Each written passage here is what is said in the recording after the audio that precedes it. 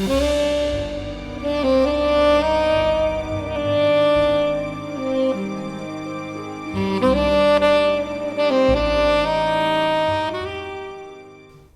Mysterious Visitor by R. Austin Freeman. "So," said Thorndyke, looking at me reflectively, "you're a full-blown medical practitioner with a practice of your own. How the years slip by. It seems but the other day that you were a student gaping at me from the front bench of the lecture theatre."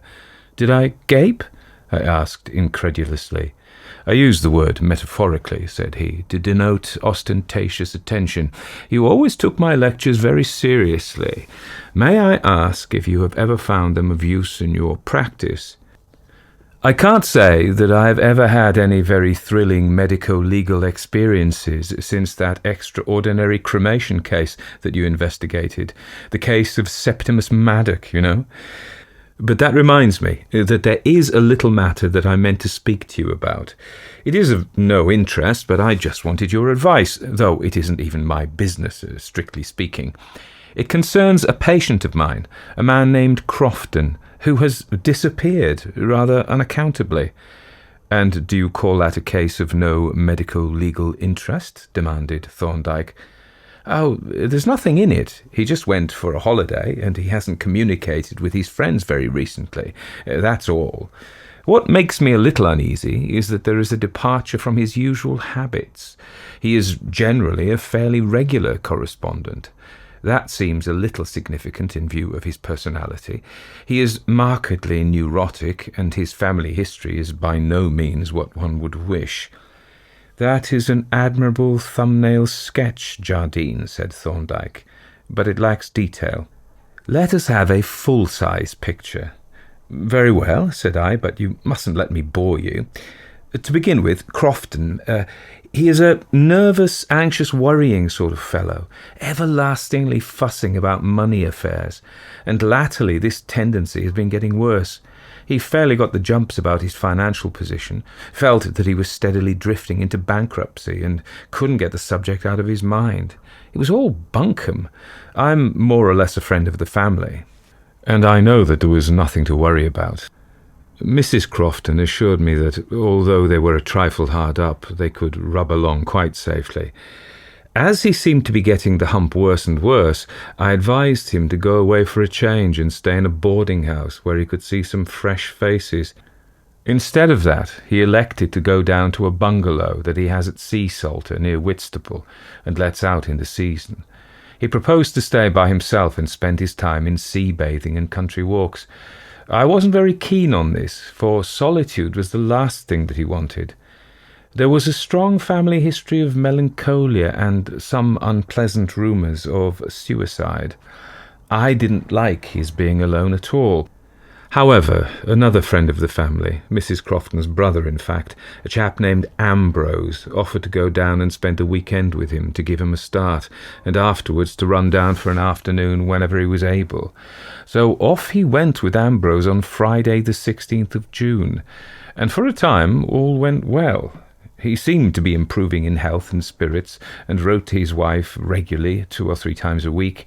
Ambrose went down as often as he could to cheer him up, and the last time brought back the news that Crofton thought of moving on to Margate for a further change. So, of course, he didn't go down to the bungalow again. Well, in due course, a letter came from Margate. It had been written at the bungalow, but the postmark was Margate, and bore the same date, the 16th of July, as the letter itself. I have it with me. Mrs. Crofton sent it for me to see, and I haven't returned it yet.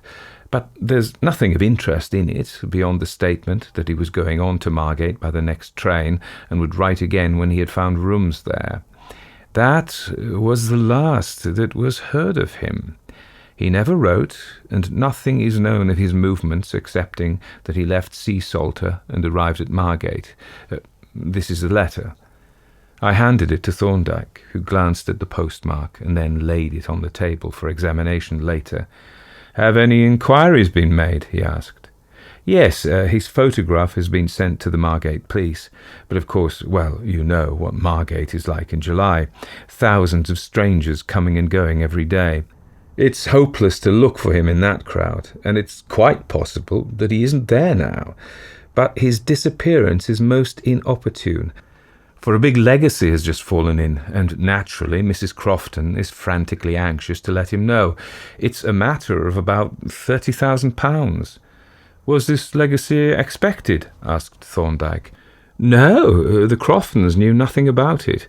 They didn't know that the old lady, Miss Schuler, had made a will, or that she had very much to leave, and they didn't know that she was likely to die, or even that she was ill, which is rather odd, for she was ill for a month or two. And, as she suffered from a malignant abdominal tumour, it was known that she couldn't recover. When did she die? On the 13th of July. Thorndyke raised his eyebrows. Just 3 days before the date of this letter, he remarked, so that if he should never reappear, this letter will be the sole evidence that he survived her. It's an important document. It may come to represent a value of £30,000. It isn't really so important as it looks, said I. Miss Schuler's will provides that if Crofton should die before the testatrix, the legacy should go to his wife. So, whether he's alive or not, the legacy is quite safe. But we must hope that he is alive, though I must confess to some little anxiety on his account. Thorndyke reflected a while on this statement. Presently he asked, "Do you know if Crofton has made a will?" "Yes, he has," I replied, "quite recently. I was one of the witnesses, and I read it through at Crofton's request. It was full of the usual legal verbiage, but it might have been stated in a dozen words. He leaves practically everything to his wife, but instead of saying so, it enumerates the property item by item. It was drafted, I suppose, by the solicitor." "Yes, another friend of the family named Jobson, and he is the executor and residuary legatee." Thorndyke nodded and again became deeply reflective. Still meditating, he took up the letter, and as he inspected it, I watched him curiously and not without a certain secret amusement. First, he looked over the envelope, back and front. Then he took from his pocket a powerful Coddington lens, and with this examined the flap and the postmark. Next, he drew out the letter, held it up to the light, then read it through, and finally examined various parts of the writing through his lens. "Well," I asked with an irreverent grin, "I should think you've extracted the last grain of meaning from it." He smiled as he put away his lens and handed the letter back to me. "As this may have to be produced in proof of survival," said he, "it had better be put in a place of safety. I notice he speaks of returning later to the bungalow. I take it that it has been ascertained that he did not return there." "I don't think so. You see, they've been waiting for him to write. You think that someone ought—" I paused, for it began to be borne in on me that Thorndyke was taking a somewhat gloomy view of the case. "My dear Jardine," said he, "I'm merely following your own suggestion. Here is a man with an inherited tendency to melancholia and suicide who has suddenly disappeared. He went away from an empty house and announced his intention of returning to it later. As that house is the only known locality in which he could be sought, it is obvious that it ought to have been examined. And even if he never came back there, the house might contain some clues to his present whereabouts." This last sentence put an idea into my mind which I was a little shy of broaching.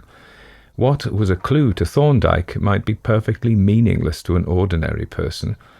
I recalled his amazing interpretations of the most commonplace facts in the mysterious Maddock case, and the idea took fuller possession. At length I said, tentatively, "I would go down myself if I felt competent. Tomorrow is Saturday, and I could get a colleague to look after my practice.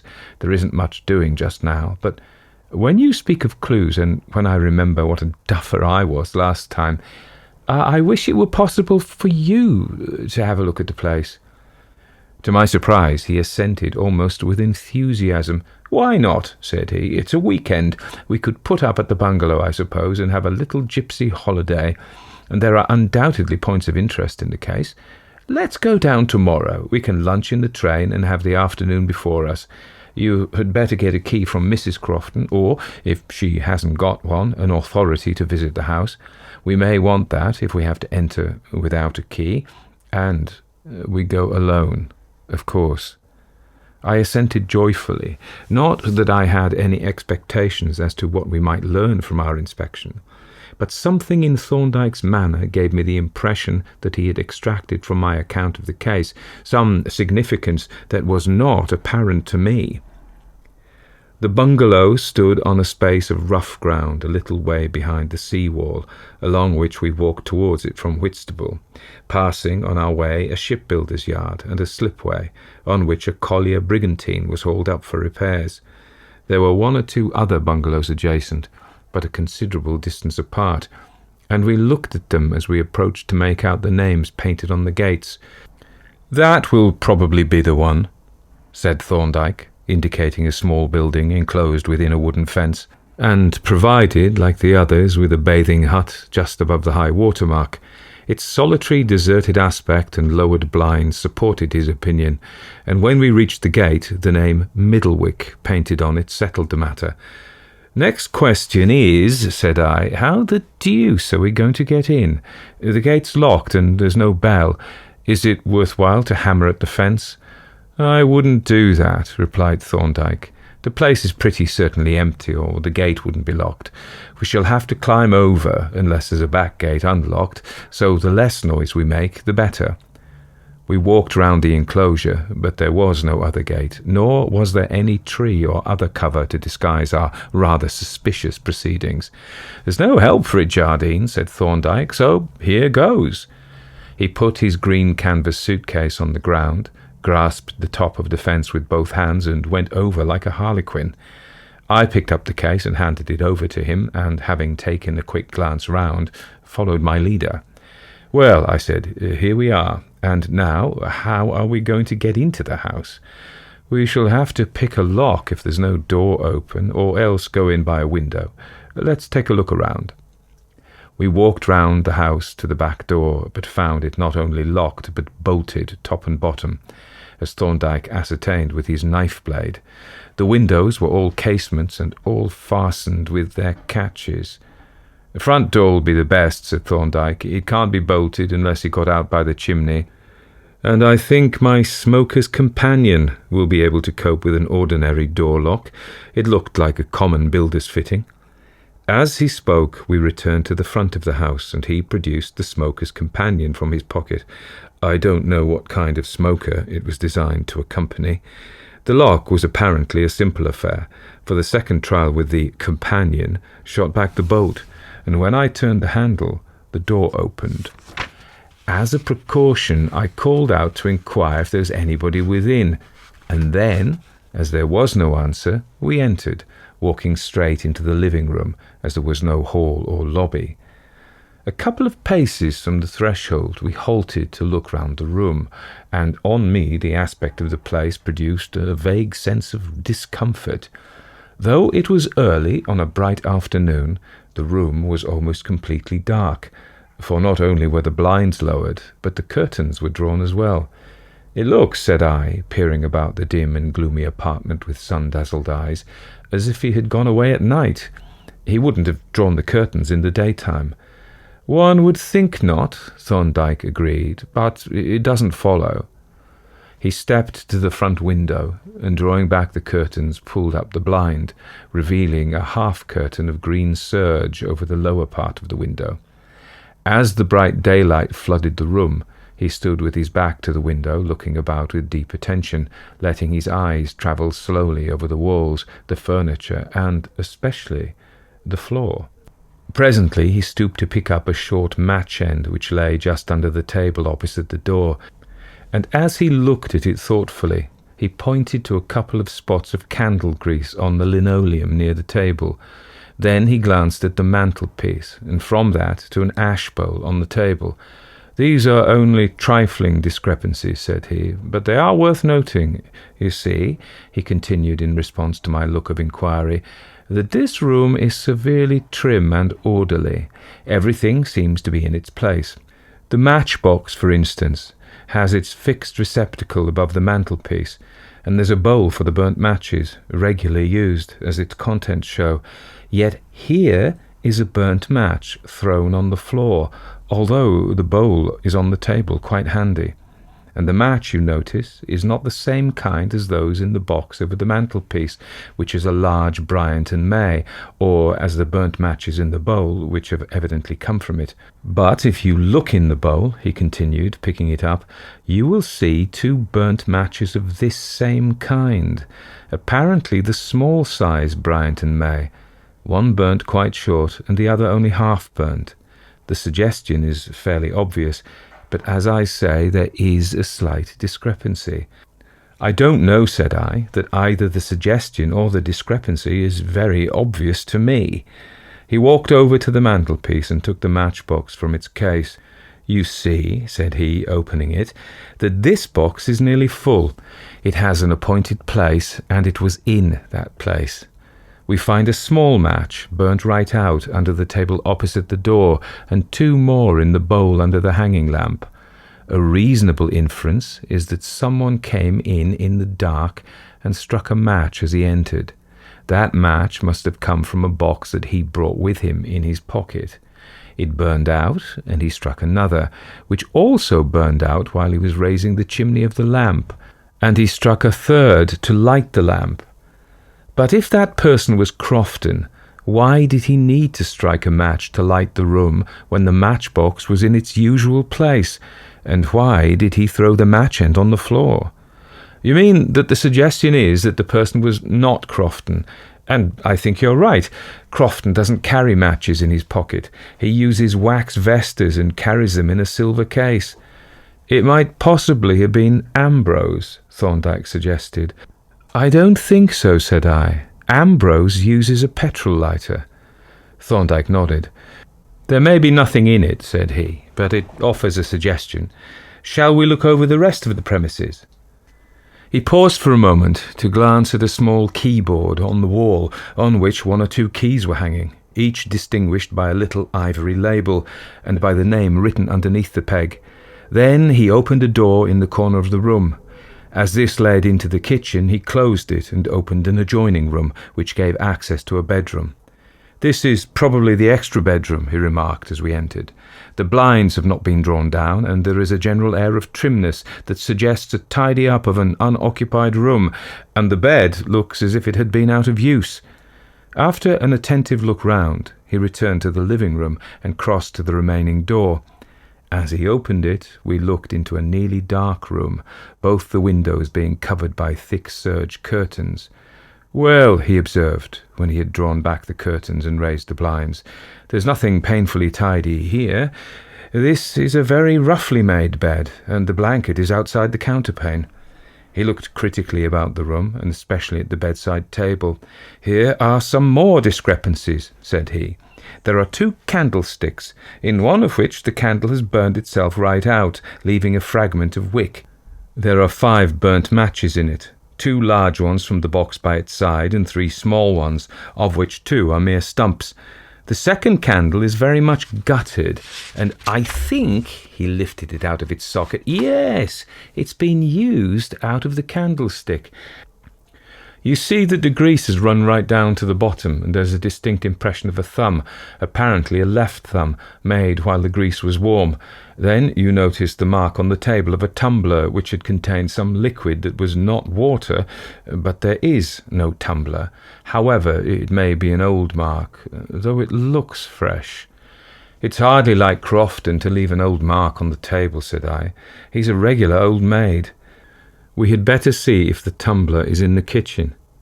Yes, agreed Thorndyke, but I wonder what he was doing with that candle. Apparently he took it out of doors, as there is a spot on the floor of the living room, and you see that there are 1 or 2 spots on the floor here.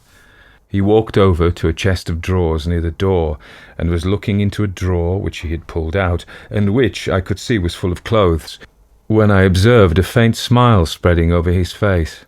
"Come round here, Jardine," he said in a low voice, "and take a peep through the crack of the door."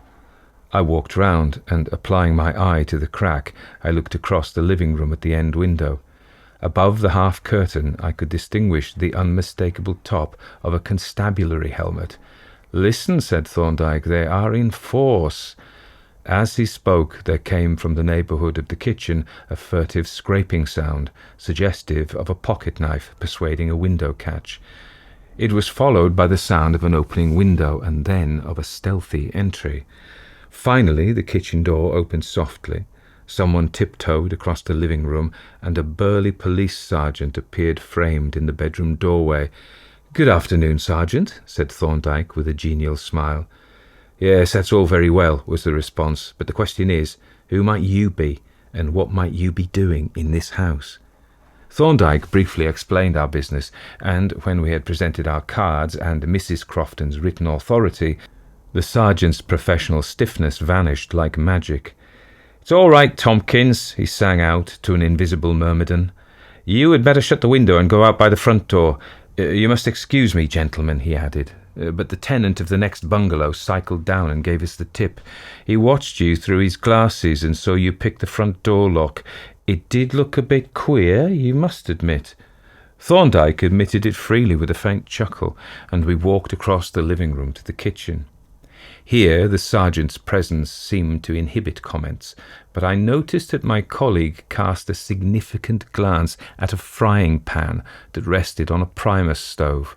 The congealed fat in it presented another discrepancy, for I could hardly imagine the fastidious Crofton going away and leaving it in that condition. Noting that there was no unwashed tumbler in evidence, I followed my friend back to the living room, where he paused with his eye on the keyboard. "Well," remarked the sergeant, "if he ever did come back here, it's pretty clear that he isn't here now. You've been all over the premises, I think?"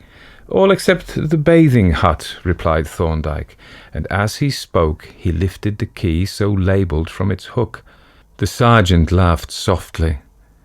"He's not very likely to have taken up his quarters there," said he. "Still, there's nothing like being thorough. But you notice that the key of the front door and that of the gate have both been taken away, so we can assume that he has taken himself away too." "That is a reasonable inference," Thorndyke admitted, "but we may as well make our survey complete." With this he led the way out into the garden and to the gate, where he unblushingly produced the smoker's companion and insinuated its prongs into the keyhole. "Well, I'm sure," exclaimed the sergeant as the lock clicked and the gate opened. "That's a funny sort of tool, and you seem quite handy with it too. Might I have a look at it?" He looked at it so very long and attentively when Thorndyke handed it to him that I suspected him of an intention to infringe the patent. By the time he had finished his inspection, we were at the bottom of the bank below the sea-wall, and Thorndyke had inserted the key into the lock of the bathing hut. As the sergeant returned the companion, Thorndyke took it and pocketed it. Then he turned the key and pushed the door open, and the officer started back with a shout of amazement. It was certainly a grim spectacle that we looked in on.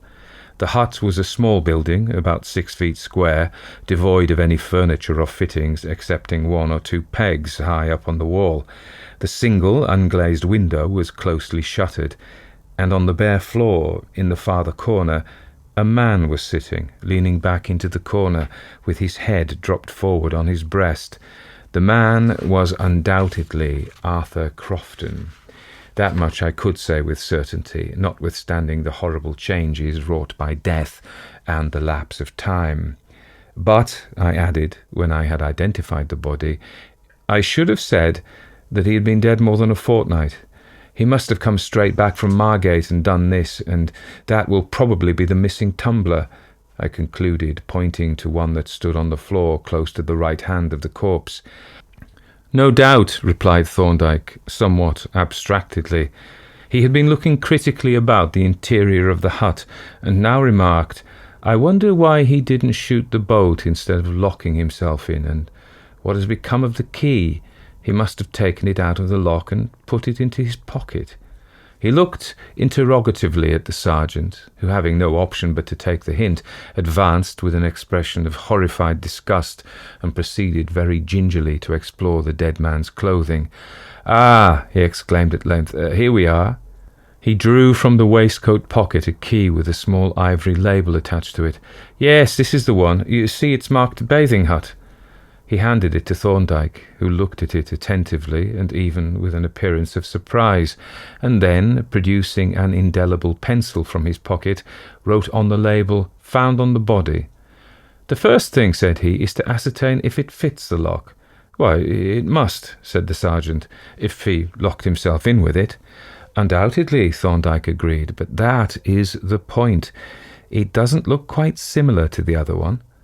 He drew out the key which we had brought from the house and gave it to me to hold. Then he tried the key from the dead man's pocket, but it not only did not fit, it would not even enter the keyhole. The sceptical indifference faded suddenly from the sergeant's face. He took the key from Thorndyke, and having tried it with the same result, stood up and stared round-eyed at my colleague. "Well," he exclaimed, "this is a facer. It's the wrong key." "There may be another key on the body," said Thorndyke. "It isn't likely, but you'd better make sure." The sergeant showed no reluctance this time. He searched the dead man's pockets thoroughly and produced a bunch of keys, but they were all quite small keys, none of them in the least resembling that of the hut door. Nor, I noticed, did they include those of the bungalow door or the garden gate. Once more the officer drew himself up and stared at Thorndyke. "There's something rather fishy about this affair," said he. "There is," Thorndyke agreed. The door was certainly locked, and it was not locked from within. It must have been locked from without. Then that key, the wrong key, was presumably put in the dead man's pocket by some other person. And there are some other suspicious facts. A tumbler has disappeared from the bedside table, and there is a tumbler here. You notice one or two spots of candle grease on the floor here, and it looks as if a candle had been stood in the corner near the door. There is no candle here now, but in the bedroom there is a candle, which has been carried without a candlestick, and which, by the way, bears an excellent impression of a thumb. The first thing to do will be to take the deceased fingerprints. Would you mind fetching my case from the bedroom, Jardine? I ran back to the house, not unobserved by the gentleman in the next bungalow, and, catching up the case, carried it down to the hut.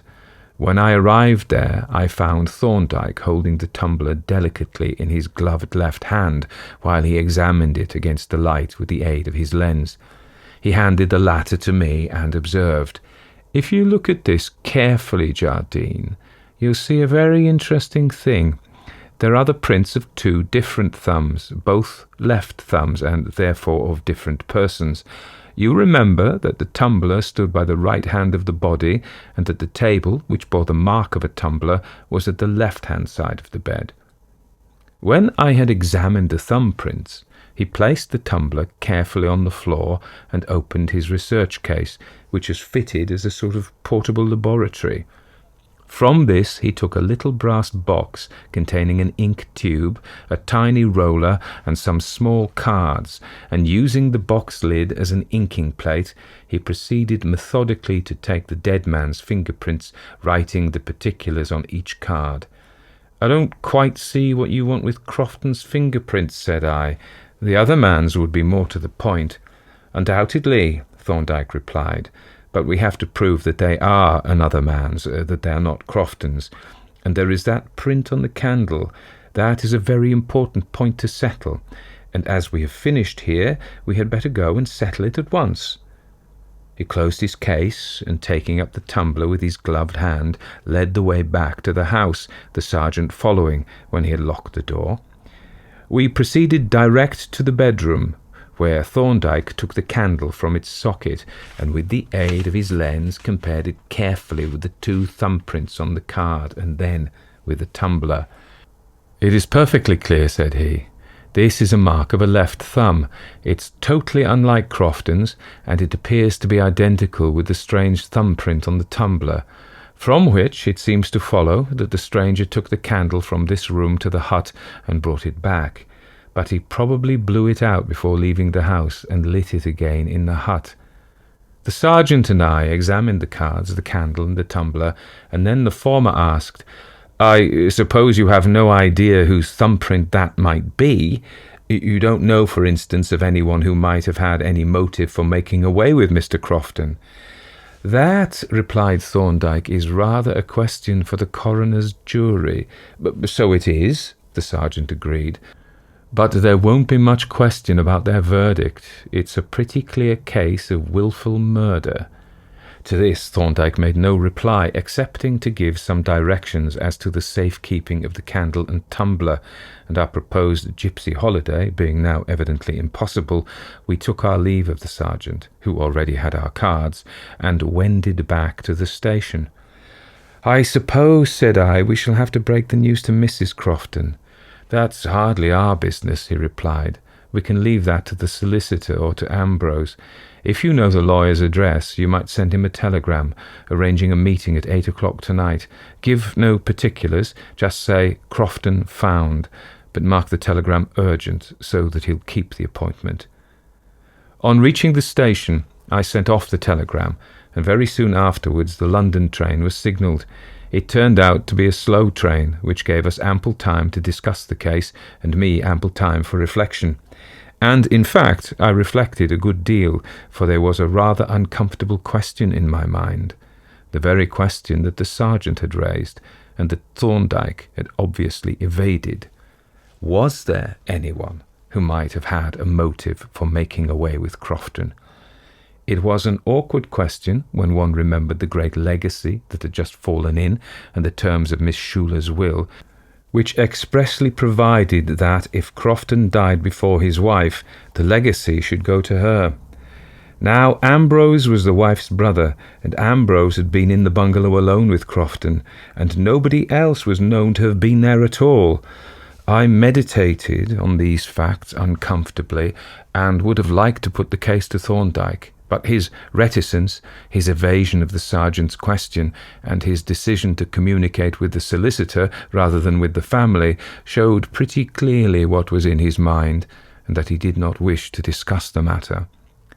Promptly at 8 o'clock, having dined at a restaurant, we presented ourselves at the solicitor's house, and were shown into the study, where we found Mr. Jobson seated at a writing table.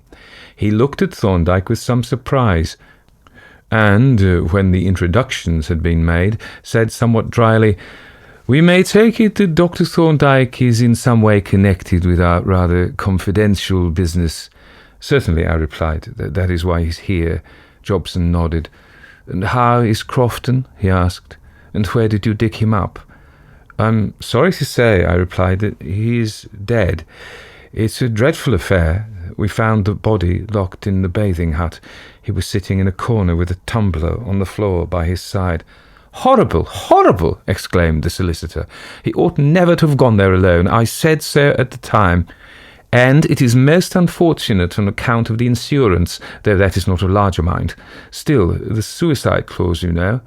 "I doubt whether the insurance will be affected," said Thorndyke. "The coroner's finding will almost certainly be wilful murder." Jobson was thunderstruck. In a moment his face grew livid, and he gazed at Thorndyke with an expression of horrified amazement. "Murder?" he replied incredulously. "But you said he was locked in the hut. Surely that is clear proof of suicide." "He hadn't locked himself in, you know. There was no key inside." "Ah." The solicitor spoke almost in a tone of relief. "But perhaps, did you examine his pockets?" "Yes, and we found a key labelled bathing hut, but it was the wrong key. It wouldn't go into the lock. There's no doubt whatever that the door was locked from the outside." "Good God!" exclaimed Jobson in a faint voice. "It does look suspicious, but still I can't believe. It seems quite incredible." "That may be," said Thorndyke, "but it is all perfectly clear. There is evidence that the stranger entered the bungalow at night, and that the affair took place in the bedroom. From thence the stranger carried the body down to the hut, and he also took a tumbler and a candle from the bedside table. By the light of the candle, which was stood on the floor of the hut in the corner, he arranged the body, having put into its pocket a key from the board in the living room. Then he locked the hut, went back to the house, put the key on its peg and the candle in its candlestick. Then he locked up the house and the garden gate, and took the keys away with him." The solicitor listened to this recital in speechless amazement. At length he asked, How long ago do you suppose this happened?" "Apparently on the night of the 15th of this month," was the reply. "But," objected Jobson, "he wrote home on the 16th. "He wrote," said Thorndyke, "on the 6th. Someone put a 1 in front of the 6 and posted the letter at Margate on the 16th. I shall give evidence to that effect at the inquest."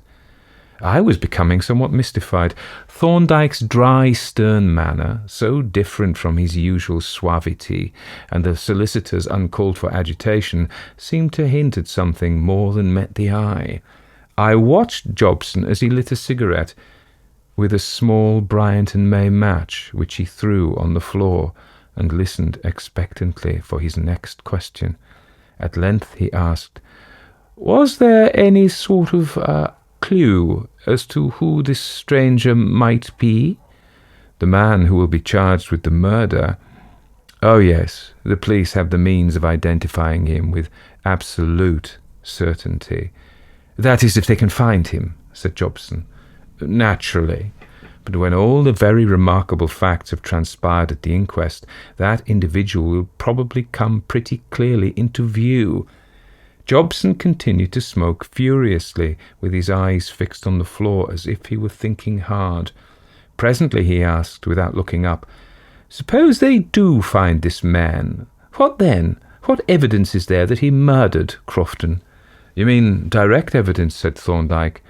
I can't say, as I didn't examine the body. But the circumstantial evidence that I have given you would be enough to convict, unless there was some convincing explanation other than murder. And I may say," he added, "that if the suspected person has a plausible explanation to offer, he would be well advised to produce it before he's charged. A voluntary statement has a good deal more weight than the same statement made by a prisoner in answer to a charge." There was an interval of silence, in which I looked in bewilderment from Thorndyke's stern visage to the pale face of the solicitor. At length the latter rose abruptly, and, after 1 or 2 quick strides up and down the room, halted by the fireplace, and still avoiding Thorndyke's eye, said somewhat brusquely, though in a low, husky voice, "I'll tell you how it happened. I went down to Sea Salter, as you said, on the night of the 15th, on the chance of finding Crofton at the bungalow. I wanted to tell him of Miss Schuyler's death and of the provisions of her will." "You had some private information on that subject, I presume," said Thorndyke. "Yes, my cousin was her solicitor, and he kept me informed about the will." "And about the state of her health?" "Yes. Well, when I arrived at the bungalow, it was in darkness. The gate and the front door were unlocked, so I entered, calling out Crofton's name. As no one answered, I struck a match and lit the lamp. Then I went into the bedroom and struck a match there, and by its light I could see Crofton lying on the bed, quite still. I spoke to him, but he did not answer or move.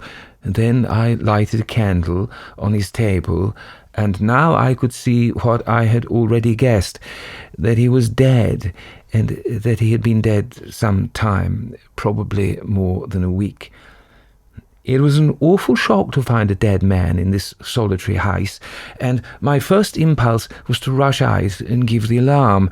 But when I went into the living room, I happened to see a letter lying on the writing table, and noticed that it was in his own handwriting and addressed to his wife. Unfortunately, I had the curiosity to take it out of the unsealed envelope and read it. It was dated the 6th, and stated his intention of going to Margate for a time, and then coming back to the bungalow. Now, the reading of that letter exposed me to an enormous temptation. By simply putting a 1 in front of the 6, and thus altering the date from the 6th to the 16th, and posting the letter at Margate, I stood to gain £30,000.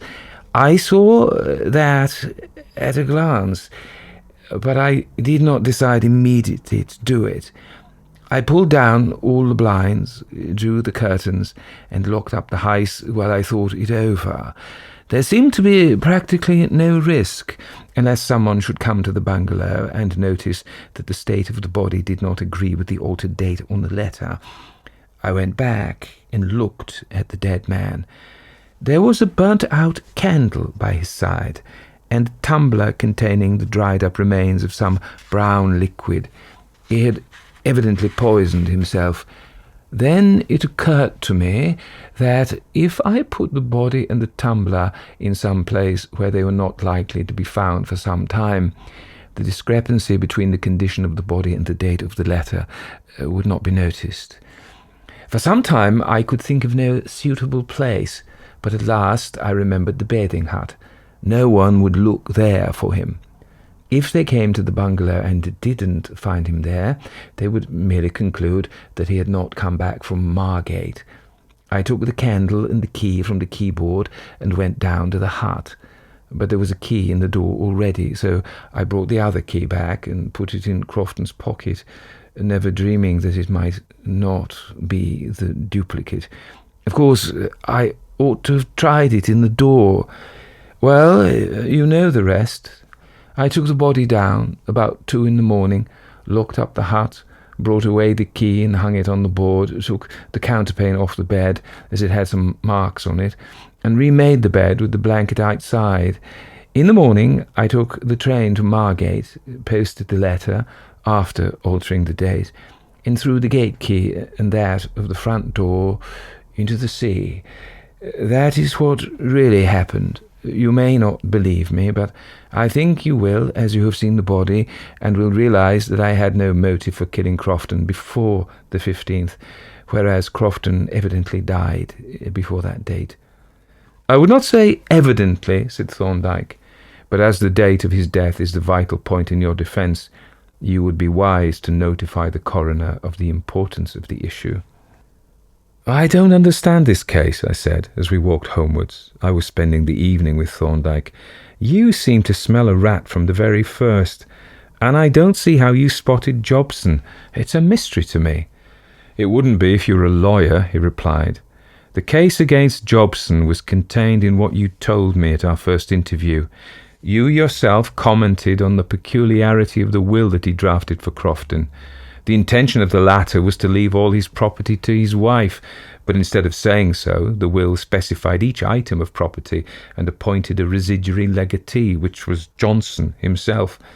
This might have appeared like mere legal verbiage, but when Miss Schuyler's legacy was announced, the transaction took on a rather different aspect. For this legacy was not among the items specified in the will. Therefore, it did not go to Mrs. Crofton. It would be included in the residue of the estate and would go to the residuary legatee, Jobson. The deuce it would, I exclaimed. Certainly, until Crofton revoked his will or made a fresh one. This was rather suspicious. It suggested that Jobson had private information as to Miss Schuyler's will, and had drafted Crofton's will in accordance with it. And as she died of malignant disease, her doctor must have known for some time that she was dying, and it looked as if Jobson had information on that point too. Now, the position of affairs that you described to me was this. Crofton, a possible suicide, had disappeared, and had made no fresh will. Miss Schuyler died on the 13th, leaving £30,000 to Crofton if he survived her, or if he did not, then to Mrs. Crofton. The important question then was whether Crofton was alive or dead, and if he was dead, whether he had died before or after the 13th. For if he died before the 13th, the legacy went to Mrs. Crofton, but if he died after that date, the legacy went to Jobson. Then you showed me that extraordinarily opportune letter dated the 16th. Now, seeing that that date was worth £30,000 to Jobson, I naturally scrutinized it narrowly. The letter was written with ordinary blue-black ink, but this ink, even in the open, takes about a fortnight to blacken completely. In a closed envelope, it takes considerably longer. On examining this date through a lens, the 1 was very perceptibly bluer than the 6. It had therefore been added later. But for what reason, and by whom? The only possible reason was that Crofton was dead and had died before the 13th. The only person who had any motive for making the alteration was Jobson. Therefore, when we started for Sea Salter, I already felt sure that Crofton was dead and that the letter had been posted at Margate by Jobson. I had further no doubt that Crofton's body was concealed somewhere on the premises of the bungalow. All that I had to do was to verify these conclusions. Then you believe that Jobson has told us the truth? Yes, but I suspect that he went down there with the deliberate intention of making away with Crofton before he could make a fresh will. The finding of Crofton's body must have been a fearful disappointment, but I must admit that he showed considerable resource in dealing with the situation, and he failed only by the merest chance. I think his defence against the murder charge will be admitted, but of course it will involve a plea of guilty to the charge of fraud in connection with the legacy. Thorndyke's forecast turned out to be correct.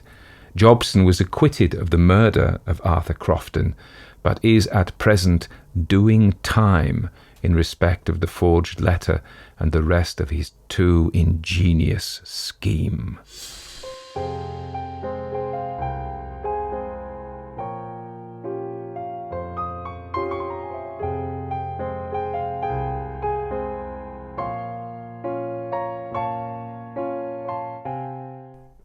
So now I'm going to say something about the story and the author. So that was The Mysterious Visitor by R. Austin Freeman. So Richard Austin Freeman was born in 1862, which seems a tremendously long time ago, about 100 years before Sheila. On April 11th, she was born in June, in 1862, as I said, in Soho, London. And he's known as a detective fiction writer, and his creation as Sherlock Holmes is for Conan Doyle is Dr. John Evelyn Thorndyke. He himself was a doctor. He studied at Middlesex Hospital and became a medical doctor in 1886.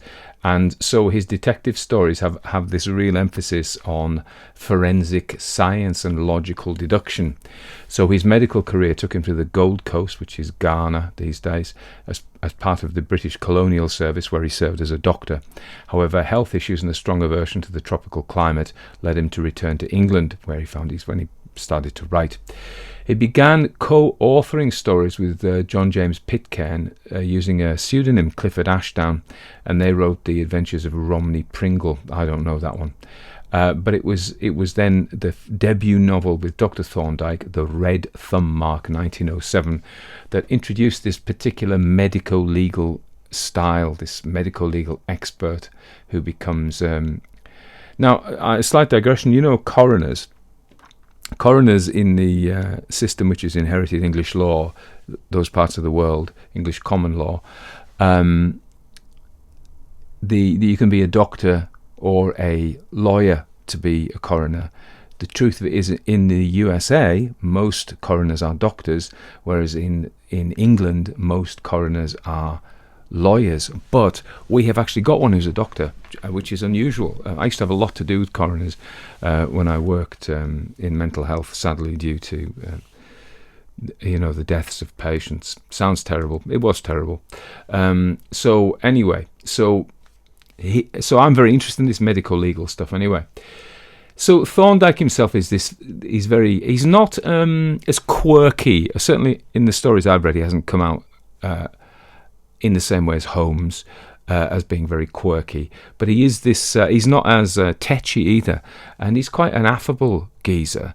If one may forgive me using that word, but he is very methodical and very logical, scientific accuracy in forensic methods. So we see all these fancy forensic methods coming out, like fingerprints, but also his minute observation of the matches, the candle wax, the keyboard, not a keyboard, but a keyboard, and you can see all that deduction. And actually, R. Austin Freeman continued to write prolifically until his death on September 28th, 1943. And he actually wrote several non-fiction works, including medical textbooks and essays reflecting on the intersection of medicine and the law. So, The Mysterious Visitor, as you know, is a short story, and that's a key point. It's a short story. That may sound nonsensical, but I'll come back to it. By R. Austin Freeman, as we know, featuring Dr. John Thorndyke, as we know. The story was first published in 1938 as part of a collection titled The Best Dr. Thorndyke Detective Stories, released by Dodd Mead and Company in New York. And I'm guessing somebody in London as well. Since its initial publication, it's been anthologized very much and appeared in collections of his work. He'd been writing Thorndyke stories since 1907, as we know, with the novel The Red Thumb Mark, and we don't know exactly when The Mysterious Visitor was written, but I would say from some of the factors in it, it was written probably in the 30s. I'll tell you why I think that, and it's to do with bungalows by the sea. Let me just digress onto those because they're very interesting. I went out with a girl whose family had one of these, and when they say the bungalows, they're like kind of they're not shacks. They're a bit nicer than shacks. They have a number of rooms, but they're usually built of wood, and they're usually by the seaside.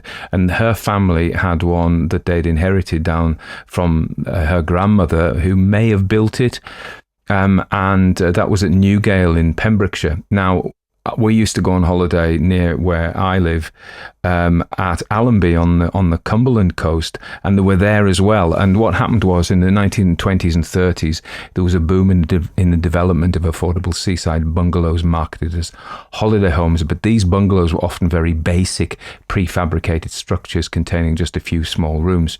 And builders promoted them as investment properties, highlighting the potential rental income. Now, the big issue is, by the time I'm involved in them in the 70s and 80s, they're looking a bit ramshackle, and I think they're pretty much all gone now. So they were criticised for poor design and construction quality, built quickly and cheaply with little thought given to aesthetic appeal or integration with the surrounding environment. Now, one interesting thing which you might not know if you're not from the UK is that we have had very strict planning laws.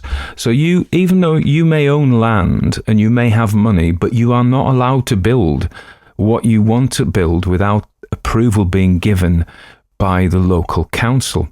So it has to go to the planning committee of the local council. There's great room for corruption here. And but sometimes wonderful old building, and if you build something and you haven't got permission, they can make you tear it down. But usually they just fine you. And I know a story of this guy who was a restaurateur, and wealthy, a bit young, a bit flashy.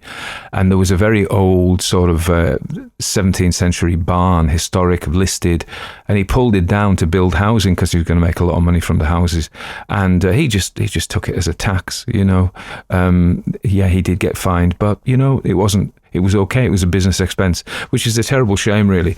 But I think at one point in my life, in the early 90s, I used to work for an organisation called the Campaign for the Protection of Rural Wales, which was a sister organisation for the Campaign for the Protection of Rural England, and or Preservation of Rural England. I'm not sure. It was CPRE, we were CPRW, but the P's were different because the committees had made a decision. So, it's very constrained. Now, these planning laws came in because of unrestrained development in the first half of the 20th century. And amongst them were these bungalows, and they sprung up, and they were often eyesores.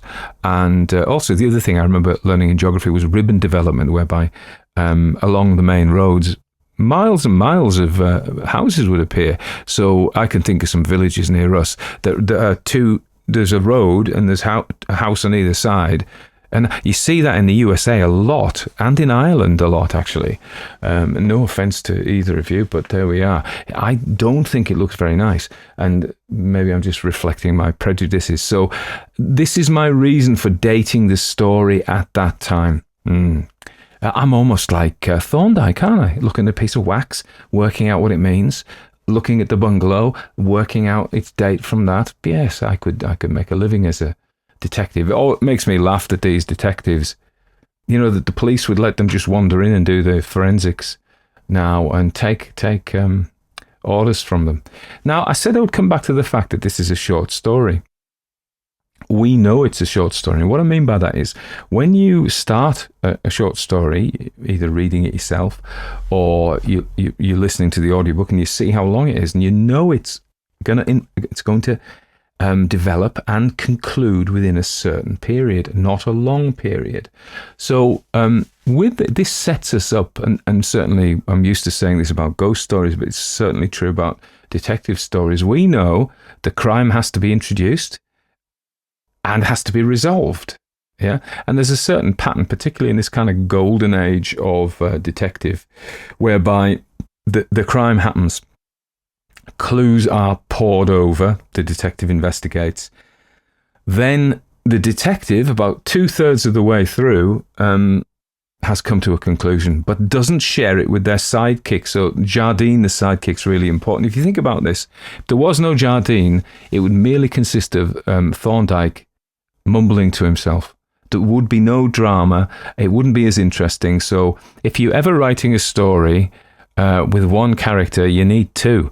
You need two to have conversations because otherwise, I think some of the old style Victorians would do this. I this, and it was just all the internal monologue of the first character. But the purpose of Jardine there is to be the foil, as Holmes is for, as Watson is for Holmes. You've got to have the sidekick so that the genius can baffle the sidekick. The sidekick's standing in for you, the reader, and he can ask some questions that you might like to have asked, So about 2/3 of the way through, the genius has concluded, but the sidekick is still benighted. And then Agatha Christie does this famously, there's the denouement, isn't there? The making naked, and that as in the French, and that happens usually round a table, whereby because it's a short story, the villain obligingly confesses. Now, if it was a novel or a police procedural or an 8-episode TV detective, he's not going to confess at this point. But because it's a short story, and that's my point here, and we know how this is going to happen, he's got to confess, really. There's an additional bit in this, so let me just jump back slightly. We know we're going to have met the murderer. That's another thing we need to know. So when you get to a certain point in a short story, even in a novel, by halfway you should have met the murderer. But certainly halfway through the short story. So where are we halfway through? Who have we met? We've met Jardine. Jardine and Thorndyke. That's it, pretty much. We have heard of Jobson. He's been mentioned, the solicitor. Ambrose, the sister's brother. That's a bit of a red herring, I think. I think that was deliberately put in to kind of make us suspect, could it be Ambrose? We have to have other characters or else there can be no red herrings and it's too obvious. So Ambrose is put in for that. Mrs. Crofton's in for that. But we haven't met them by halfway through, so it's becoming increasingly likely that they are not the murderer. Because we haven't met them, we have to meet them. And then there's the police sergeant. So by halfway, even just ticking over halfway, all we've met is Thorndyke, Jardine, and the police sergeant, none of whom are going to be the murderer. So the next person we meet kind of has to be the murderer. So the next person we meet is the solicitor. And I defy you, and we're now 3/4 of the way through, I defy you to have worked out that the solicitor did it. It's just so, and this is the mystery part of it, isn't it? What detective stories often do is they withhold all the facts. We don't have them. They're in the brain of the genius who has arrived at them by logical deduction, or in fact the author put them in his head. But I defy anybody to have worked that out. Somebody maybe did. Please drop me a note, write a comment. And then, of course, because that's so complicated about why he would do it and how he did it and the dates, and for him and but I mean, he set it up properly. But I defy you to have worked that out from what he's told you. And then and then at the very end, the final part of this story is Jardine, every man, still being a little puzzled, and basically Thorndyke gives it to him in the "explain it to me like I'm 7" version, and then finally we go, "Oh right," and that's the end of the story, and that's how it's constructed. How you would write one of these stories? Have I written detective stories? I've written mystery stories, and I used to do scripts for live role-playing scenarios, which there's always a mystery in those. So basically, if you're going to write one, you know who did it, and then you work out how they did it, and then you don't tell the reader. You drop hints and you drop misdirections. We talked about that in another one about subverting the tropes, our prejudices, so, and particularly the prejudices of it couldn't possibly be them because, or we, in the case of The Perfect Maid, I think I've just had a mental blank there, but I think that we are, this ruffian guy comes up and we're like, Roger Ackroyd as well. There's this guy turns up who he makes up, to be fair, and he's an uneducated man. So prejudice, it must be him, or the reader's prejudices, because he speaks like a rough kind of geezer, and so he must be a criminal, or it couldn't be a woman, and then that's the misdirection. And there's not a ton of misdirection in this one.